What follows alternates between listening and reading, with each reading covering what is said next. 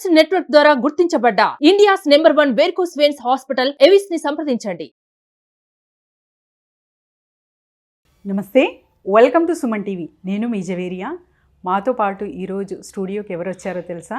Doctor Girija, anaesthesiologist, health coach and fitness experts.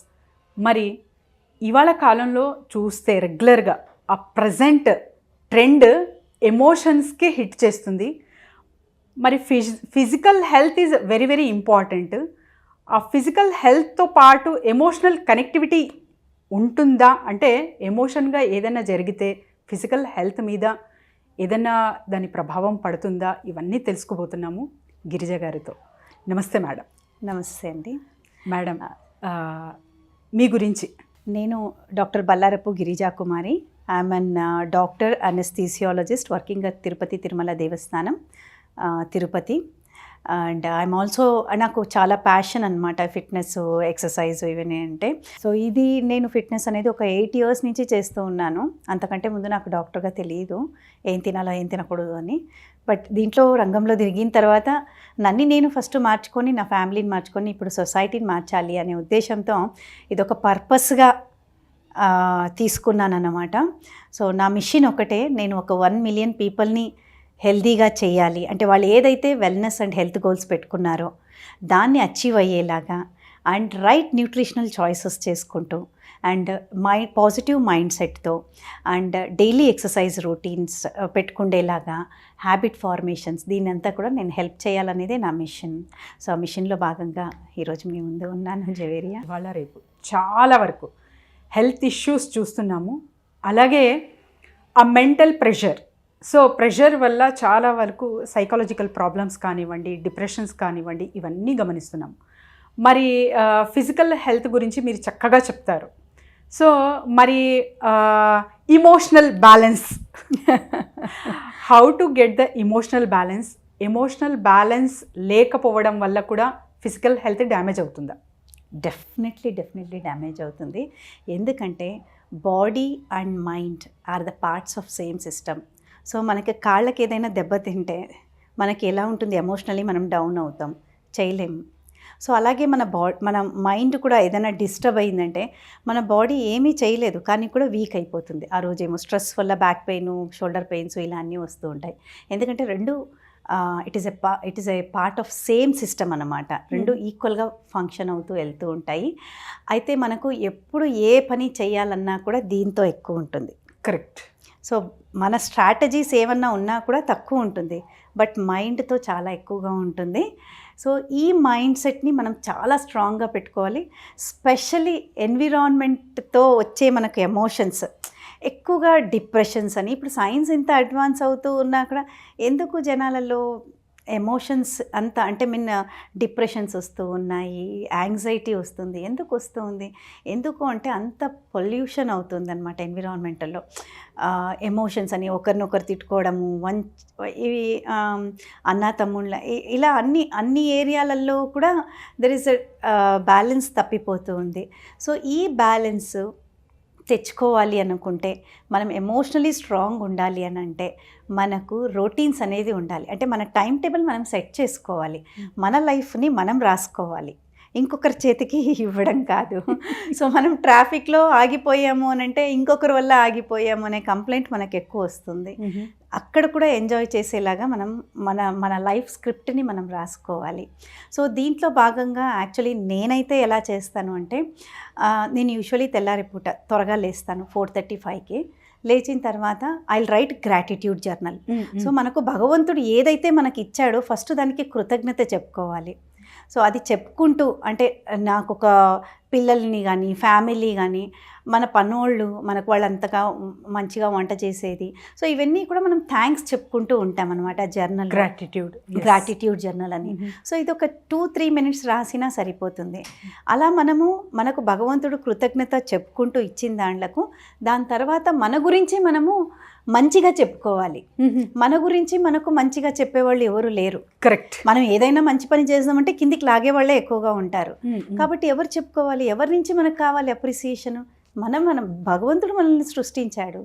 So మనము నచ్చాలి అని అంటే మనం మిర్రర్ ఎక్సర్సైజ్ చేయాలి. అద్దంలో మనం ఆడవాళ్ళు అయితే పర్వాలేదు, మనం బాగా రెడీ అవుతాము, చూసుకుంటాము. మగవాళ్ళు అయితే అసలు చూసుకునేదే లేదు. సో మనం అద్దంలో చూసుకునేటప్పుడు కూడా కళ్ళని చూసుకుంటూ దాంట్లో మనల్ని మనం అప్రిషియేట్ చేస్తూ, అబ్బా నువ్వు ఇంత బాగా పని చేసావు, ఇంత బాగా ఉన్నావు, నువ్వు ఏమనుకుంటావు అది చేస్తావు, నిన్న చూడు నువ్వు ఇలా ఇంత ఇది ఉన్నా కూడా ఆ పనిని నువ్వు చాలా చక్కగా చేసావు అని మనల్ని మనము అప్రిషియేట్ చేసుకోవాలి. ఇది చాలా చాలా important. So mirror work and gratitude journal, ఈ రెండు మనకు మ్యాజిక్ చేస్తుంది. అండ్ ఇంకొక మ్యాజిక్ ఫర్గివ్నెస్. వేరే వాళ్ళు ఏ తప్పైనా చేయని వాళ్ళకి మనం సరెండర్ చేసేది వద్దు, వాళ్ళ గురించి స్పేస్ మన బ్రెయిన్లో ఆక్యుపై చేసేది వద్దు. సో విల్ ఫర్గివ్ దెమ్ అంటే ఐఎమ్ సారీ అంటే మనమే సారీ చెప్దాం. అది వాళ్ళ తప్పుని మన తప్పుని ఎవరిదైనా కానీ I'm sorry, kindly forgive me, thank you and I love you. Okay, ఇలా చెప్పుకోవడం వల్ల ఏమవుతుందంటే చాలా వరకు మనం స్టేబుల్ అవుతాం. యాక్చువల్లీ ఇంకొకరు మారుతారో లేదో మనకు తెలియదు, బట్ మనం స్టెబిలిటీ మనకు వస్తుంది. సో ఈ స్టెబిలిటీ వస్తుంది అనమాట. సో ఫర్గివ్నెస్ చాలా చాలా ఇంపార్టెంట్. ఒకవేళ మనకు శత్రువులు ఎవరైనా ఉన్నా కూడా మనం ఈ థాట్స్ పెట్టుకుంటూ మనం వాళ్ళ దగ్గరికి వెళ్ళినప్పుడు మనకు అంత ఫీలింగ్స్ డిస్టర్బెన్సెస్ రావు ఎమోషనలీ. సో వాళ్ళని ఫర్గివ్ చేస్తూ ఉన్నాము, వాళ్ళు ఏదైతే చేశారో వదిలేస్తూ ఉన్నాను, నేనే సారీ చెప్పుకుంటూ ఉన్నాను దానికి అనుకొని మనం అడుగేస్తాము దానికి. ఇంకా last most important thing is meditation. Okay, so meditation అంటున్నారు. ఏ మెడిటేషన్ మీకు అంటే చాలా ఎక్స్పీరియన్స్ చూసి ఉంటారు యాజ్ ఏ డాక్టర్గా, ఎవరికైనా రికమెండ్ చేయాలన్నా లేకపోతే మీరు ప్రాక్టీస్ చేస్తున్న మెడిటేషన్ గురించి ప్లీజ్.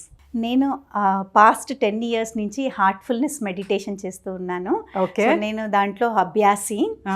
ఈ హార్ట్ఫుల్నెస్ మెడిటేషన్ అనేది అంటే any meditation you can follow, but I'm following that one. Okay, so దీంట్లో ఏంటి అంటే దెర్ ఈస్ ఎ 3 process. ఒకటి క్లీనింగ్, ఇంకొకటి యాక్చువల్ మెడిటేషన్ అండ్ ఇంకొకటి రిలాక్సేషన్. సో మనము అనవసరమైన విషయాలు, మనం ఏదో పని చేయాలని, మనం ఇల్లు కట్టుకున్నామంటే ఇల్లు కట్టుకునే ప్లానింగ్స్ మనం చేసుకోవాలి. డబ్బులు కూర్చుకోవడము, దానికి ఎలా ప్లాన్ చేసుకోవాలి, ఆ స్థలం ఎక్కడ కొనాలి, ఈ ప్లాన్స్ కావాలి. ఈ ప్లాన్తో మనం డేని మొదలుపెట్టింటాము. బయట ఎవరో గొడవ చేస్తూ ఉన్నారు, ఇక్కడ ఎవరిదో యాక్సిడెంట్ అయింది, వాళ్ళ ఇంట్లో ఏదో గొడవ జరుగుతుంది, అక్కడ ఏదో యాక్సిడెంట్ అయింది. ఇవన్నిటితో ఏం చేస్తామంటే అవన్నీ చూస్తాము. చూసిన తర్వాత మనము చేయాల్సిన హెల్ప్ చేసి వదిలేసే చాలా కాదు, దాన్ని పట్టుకొని ఏమైంది, వీళ్ళింట్లో ఏమైంది, వాళ్ళింట్లో ఏమైంది, ఇదేం కొన్నారు, అది ఇవన్నీ అనవసరమైన థింగ్స్ మన బ్రెయిన్లోకి వేసుకుంటాము. కావాల్సిన ఇల్లు కట్టుకోవాల్సింది బ్రెయిన్లో నుంచి వెళ్ళిపోయి ఉంటుంది.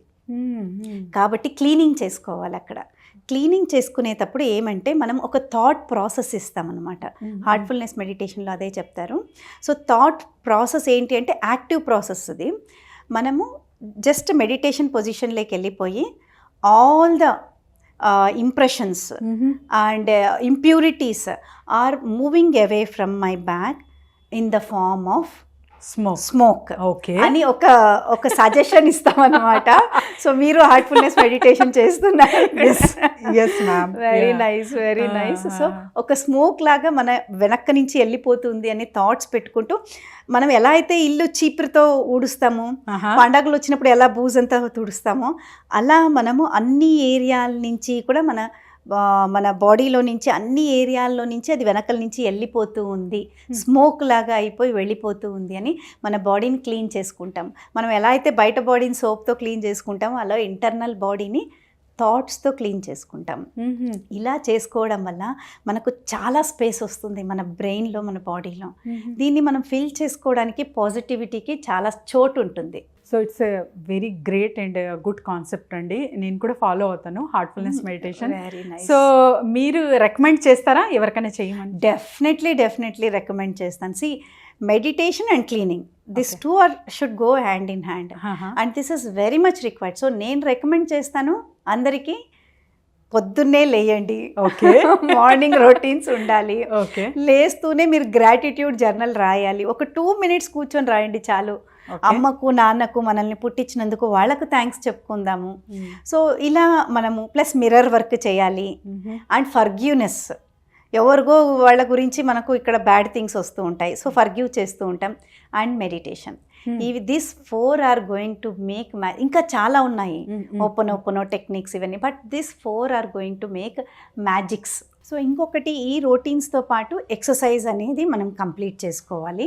సో పొద్దున్నే మనం అవన్నీ కంప్లీట్ చేసేసుకున్నాము అని అంటే మన హెల్త్ బాగుంటుంది, మన రోజు బాగుంటుంది, మన ఎమోషన్స్ని కూడా ఈజీగా బ్యాలెన్స్ చేసుకునేంత ఇది ఉంటుంది.